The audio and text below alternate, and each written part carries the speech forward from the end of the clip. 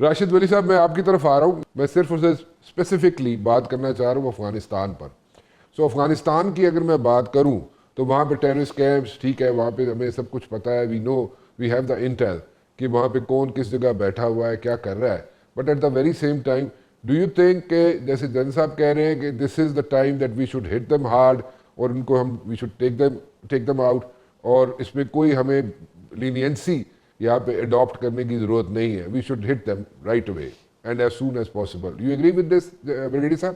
5 major bases ہیں، suicide bombers تیار ہوتے ہیں، لوجسٹک سسٹنس ہوتی ہے، وہاں سے وہ آپ پہ تشکیلیں بھیجتے ہیں، اور ان کے کرنے کے بعد پھر ایک ہم نے بفر زون بنایا جو 7 کی کرم سے آگے، اور وہ علاقہ ہے جہاں سے ان کا زیادہ انگریس ہوتا تھا کیونکہ جغرافی ان کو پرمٹ کرتی تھی.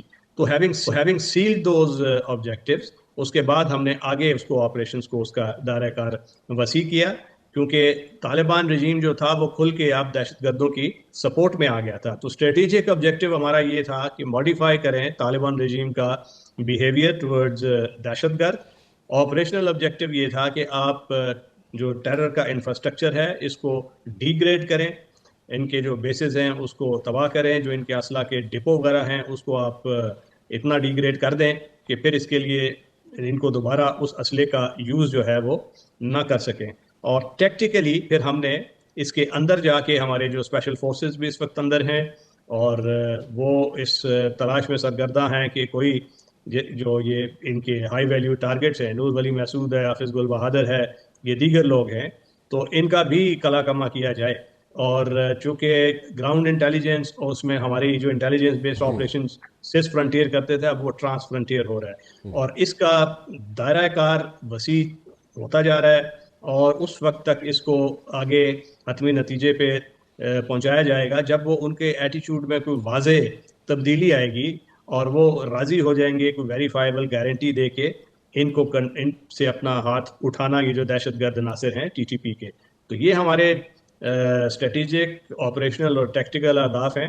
میرا خیال ہے یہ ہم اس میں انڈیفینیٹلی فار ایور وار والا کانسیپٹ جو امریکی اس وقت ایران میں کرنے جا رہے ہیں، ہماری وہ خواہش نہیں ہے. ہمارے بڑے محدود آبجیکٹیوز ہیں، اور جب وہ اچیو ہو جائیں گے تو ہم افغانستان کے ساتھ اچھے نیبرلی ریلیشنز رکھ کے تعلقات استوار کر سکتے ہیں. اچھا بریگیڈ صاحب، مجھے ایک چیز ذرا براڈر اسپیکٹ میں بات کرنا چاہوں گا. میں بریگیڈ صاحب میں پوچھنا یہ چاہتا ہوں کہ یہ ساری جو ہو رہی ہیں چیزیں، پہلے آپ دیکھ لیں کہ جو آئل کی سپلائی تھی چائنا کے لیے وینزویلا سے آتی تھی، پھر کچھ حد تک جناب ایران سے آ رہی تھی چائنا کو سپلائی آئل کی، اور رشیا سے بھی آتی ہے. بٹ دین اگین یہ ساری جو ایکسرسائز ہم دیکھ رہے ہیں اس ریجن میں، جو بھی انریسٹ ہو رہا ہے اس وقت اس ریجن میں، is it all to like cartel China یا کوئی اور بھی ریزنز ہیں بریگیڈ صاحب؟ دیکھیے، چائنا کا کرٹیل کرنا تو اس کا ایک اسپن آف ہے. اٹ از انسیڈنٹل ایڈوانٹیج ایکروئنگ جو ان کے اسٹریٹجک مقاصد کے لیے. بیسک جو امپلس ہے اور بیسک اس کا جو اسٹریٹجک آبجیکٹیو یہ ہے کہ ایکسس آف ریزسٹنس کا جو آخری نوڈ تھا اس کو بھی بالکل ڈس فنکشنل کر دیا جائے.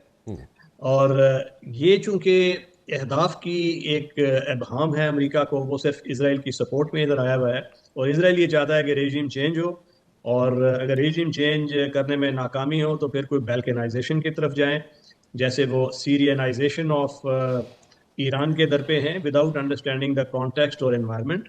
اب وہ کرد ہیں، کردوں کو اس وقت سی آئی اے کا ایک پلان ہے کہ اس کو آپ تیار کر رہے ہیں وہاں سے نارتھ سے، اور یہاں پہ بلوچوں کو ہوا دی جا رہی ہے، خوزستان میں عربوں کو، آذریوں کو، سب کو ٹچ کیا انہوں نے، سوائے کردوں کو کسی نے آمادگی کا اظہار نہیں کیا اس ملیٹنٹ اسٹرگل اگینسٹ دا پاسداران. مگر جو کرد ہیں وہ کے ڈی آئی پی تیار آپریشنلی اس لیے نہیں ہے کہ اس کو اگر تیار کرنا ہوتا ہے تو اس کے لیے بہت ایفرٹ کرنی پڑتی ہے، اور اس کے لیے امریکہ نے وہ ایفرٹ نہیں کی تھی.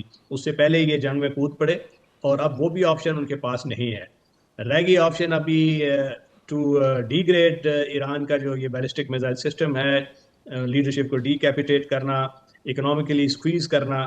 یہ وہ کریں گے. ٹوماہاک کروز میزائلز ہیں ان کے جیرلڈ فورڈ اور ابراہم لنکن میں، مگر یہ دیکھیے کہ ایک میزائل کتنے $1 ملین کا ہے، اور اس کو جب ایویڈ کرنے والا جو میکینزم ہے لو کاسٹ اس وقت ایرانینز کے پاس ہے.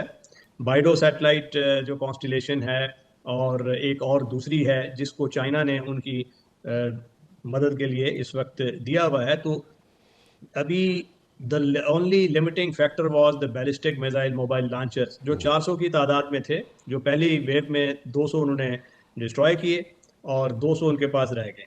تو اب وہ اس وجہ سے جو سٹاک پائل ہے 3000 بیلسٹک میزائلز کا, جس میں ہائپر سونک بھی شامل ہے, اس کو وہ گریجولی استعمال کر رہے ہیں.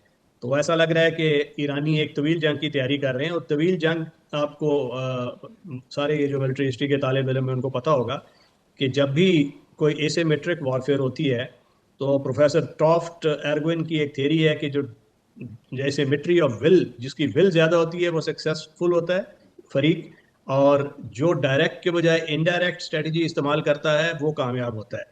تو یہاں یہ دیکھیے ابھی انڈر گراؤنڈ بہت سی جگہ ہیں جہاں سے یہ بیلسٹک میزائل اور لو کاسٹ شاہد ڈرون UCAV استعمال کر رہے ہیں, جس کی قیمت $20,000 سے $30,000 ہے, جبکہ پیٹریاٹ کا ایک انٹرسیپٹر جو ہے وہ $4 بلین کا ہے.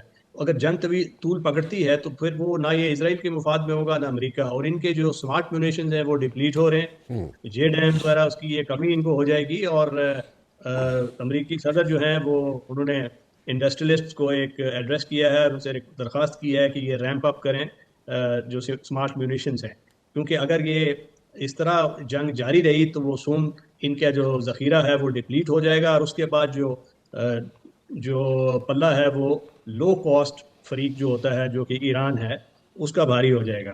تو ابھی ایران نے ایسی اسٹریٹجی اڈاپٹ کی ہے کہ اس نے سب کو امبرائل کر لیا ہے جتنے امریکی بیسز تھے, اور اس پہ اسرائیل پہ بھی اس نے آج صبح کافی میسو ایک اٹیک کیا جس میں بہت سے ڈرونز تو گرا لیے گئے. جو پینیٹریشن ریٹ اس وقت جو سکسیسفل ڈیفنس ریٹ ہے وہ 90% ہے. تو 10% میزائل اسٹل اگر وہ بھی نکل کے چلے جاتے ہیں, اور ایک عدد ہائپر سونک میزائل خاص طور پہ جو بڑا مشکل ہوتا ہے جس کا دفاع کرنا, وہ بہت ڈیمیج کاز کر سکتا ہے. تو پین تھریش ہولڈ کیا اسرائیل کا ہے اتنا زیادہ کہ وہ یہ اتنی جنگ لڑے گا. تو پنڈتس یہ کہتے ہیں کہ جو ان کا انٹرسٹ ہے نیتن یاہو کا کہ اس جنگ کو طول دیا جائے تاکہ جون تک اس کو کھینچیں, اس کے بعد وہاں پہ الیکشن جو جون میں کروائیں وہ ایک اس کو وار ٹرافی کے طور پہ جیتے. ادروائز اگر آج جنگ یہ رک جاتی ہے, اس کا کوئی قابل قبول حل نکل آتا ہے تو it's a one one for America and Iran. مگر نیتن یاہو کی سیاست ختم ہو جاتی ہے, وہ الیکشن ہاریں گے یقیناً, اور جب ہاریں گے تو اس کے بعد یقیناً ان کا ٹھکانہ جیل ہے, کیونکہ اسرائیلی سپریم کورٹ نے ان کے خلاف وہ کیس بنایا ہوا ہے کرپشن کا. تو یہ ایک پرسنل اہداف ہیں, ایک ارریشنل ایکٹر جو کاسٹ بینیفٹ ایکویشن سے ماورا ہے نیتن یاہو, وہ سارے یہ اس وقت اسٹریٹجی کو ڈرائیو کر رہا ہے. اور بدقسمتی سے جو امریکہ ہے, اس کی کانگریس ہے, اس کا جو وائٹ ہاؤس ہے, وہ ساری قیادت جو ہے اس وقت اسرائیل کی جو مٹھی میں ہے. امریکہ کے اندر سے رائے عامہ خلاف ہے, مگر جو اس کی کانگریس ہے اور وہ جو ہے ابھی وار پارز ریزولوشن ایکٹ جو کوشش کی تھی ڈیموکریٹس نے, کہ ان کا قانون یہ کہتا ہے جی کہ امریکہ کانگریس جو ہوتی ہے وہ پریزیڈنٹ کو اجازت ہے وہ اس کے کانگریس کے بغیر جنگ شروع کر سکتا ہے, مگر ود ان 60 days اس کو کانگریس کے پاس جا کے اس کی اپروول لینی ہوتی ہے, ورنہ وہ اس کو جو فنڈنگ ہے وہ روک سکتے ہیں. تو یہ پہلی ریزولوشن تو ناکام ہو گئی ہے, مگر یہ اور اٹیمپٹس آئیں گی, اور جو مڈ ٹرم الیکشنز میں ٹرمپ صاحب کے جو یہ پراسپیکٹس ہیں وہ ڈل ہوتے جا رہے ہیں. تو یہ ان کی مفاد میں نہیں ہے, امریکہ کے, نہ ایران کے, نہ دنیا کے. اور ایک ہی ملک ہے اسرائیل جو اس وقت بول لینا چائنا ٹھیک شاپ ہے, اور ٹھیک اس کے مفادات. ٹھیک ہے.